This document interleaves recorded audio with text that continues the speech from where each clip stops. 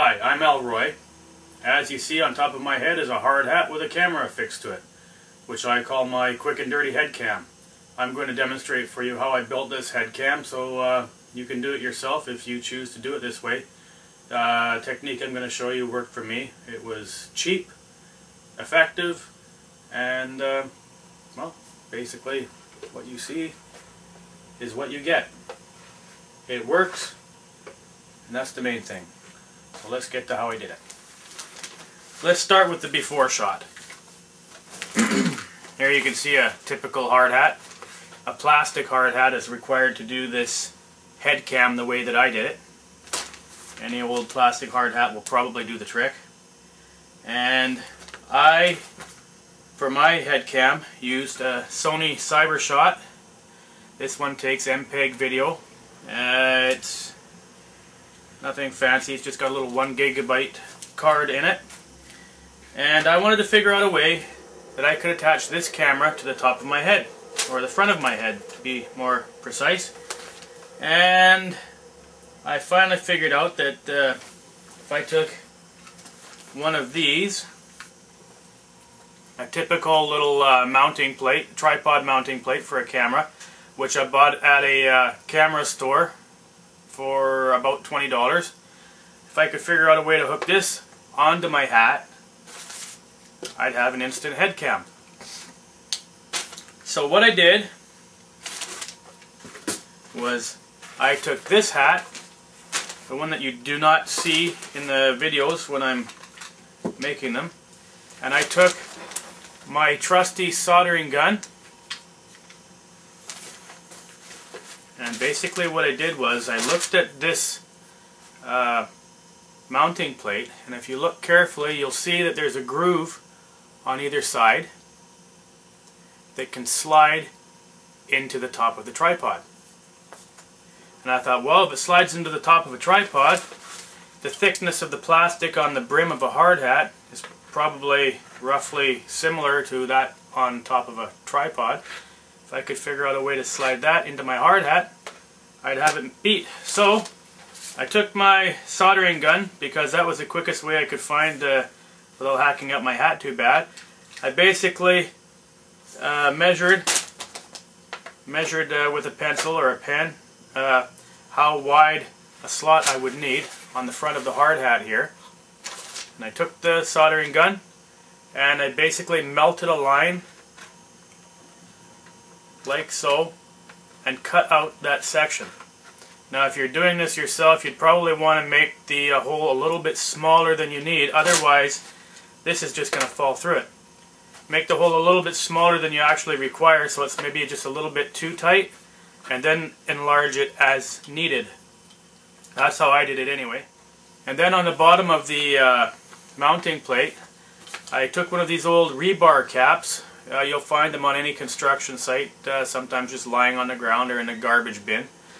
I cut half of the bottom part of it off to make a semicircular little catch that I basically used extra plastic, and I welded it with the soldering gun. I welded it to the bottom of this plate, and here's how it works. So from the side, you just take it like this and you slide it in, and there you have a mounting plate for your camera. Underneath I have two catches, one here. This is just a little wedge-shaped piece of plastic that's welded to the bottom. I decided to weld the plastic on instead of gluing it. And then I have the frontal position right here. You see that I left the front piece of plastic on the front of the hard hat. I didn't cut it completely through. If you cut it completely through, it'll be too flimsy to hold this safely, and you won't have any way to secure the plate so that it doesn't slide out the front of your hat. And you don't want to waste your camera by dropping it on the ground. So this piece of plastic basically holds this plate from sliding out the front of the hard hat.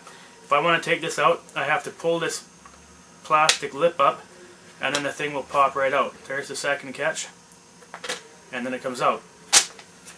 Now the reason I put two catches on here, one here and one here, is because I want to be able to adjust the angle of my camera. If I put it in the first position, you can see that the camera will sit relatively flat. That doesn't always work for some of the shots I want to take.